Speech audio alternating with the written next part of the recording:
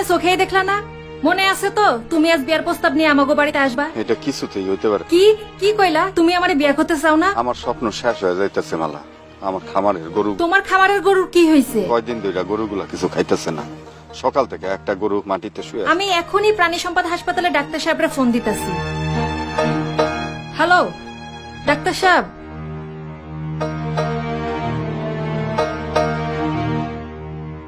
আপনার গরুর অ্যানথ্রাক্স বা ত্বরকা রোগ হয়েছে।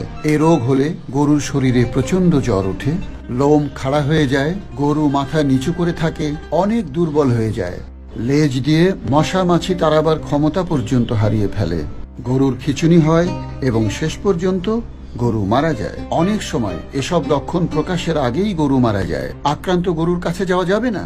গরু থেকে অ্যানথ্রাক্স রোগ মানুষের মধ্যে ছড়িয়ে পড়তে পারে। সুতরাং অবশ্যই আপনি আক্রান্ত গরুর কাছে যাবেন না এবং যেসব গরু সুস্থ আছে সেগুলিকেও আক্রান্ত গরু থেকে আলাদা করে রাখুন। অসুস্থ গরু থেকে সুস্থ গরুও আক্রান্ত হতে পারে।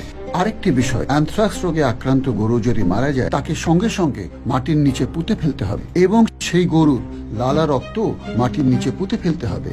অ্যানথ্রাক্স রোগে আক্রান্ত গরুকে যত শিগগির সম্ভব সুচিকিৎসার ব্যবস্থা করতে হবে এবং প্রতি বছর সুস্থ গরুকে অ্যানথ্রাক্স প্রতিষেধক টিকা দিতে হবে।